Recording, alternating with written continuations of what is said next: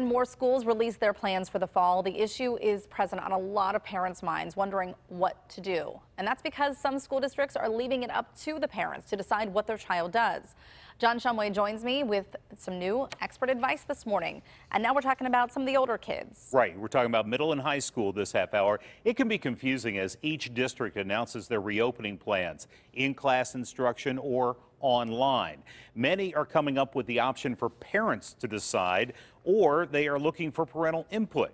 Ultimately, it's about weighing the risk of the coronavirus against the needs of your child.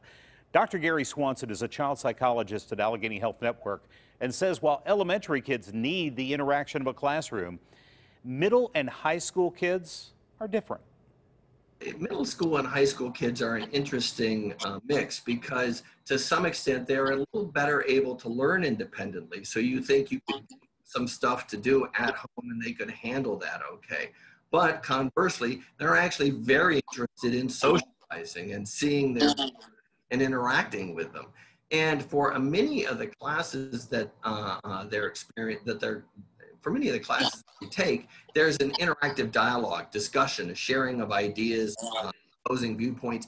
And again, they learn how to argue or debate or consider other people's perspectives in those kinds of settings. I would imagine that both for the parents and for students, there's going to be a lot of peer pressure involved in these decisions. I think both ways. So peers may pressure, hey, we are not going to school, or peers may pressure, we're going to school. Parents may do the same thing. And I think you see that overall, there's always a group mentality that affects people's decision making.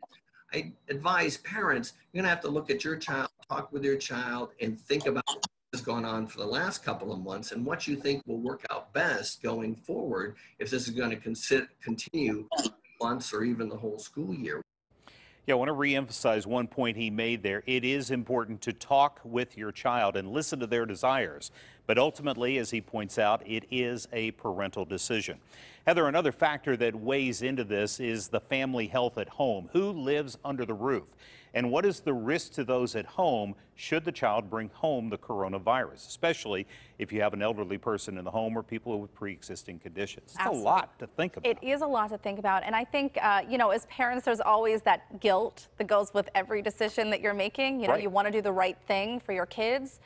And in this situation, no one really knows the right thing. We're hearing a lot of opinions, a lot of expert advice, but you have to weigh in your own personal decision. Right, and then there's the work factor. You want to go to work and earn a living, and you need the schools to take care of your child. And I know, Shum, this was not the focus of your report today, but I think it brings up the topic about teachers who may not have the decision to stay home, but they have their own concerns too. Absolutely.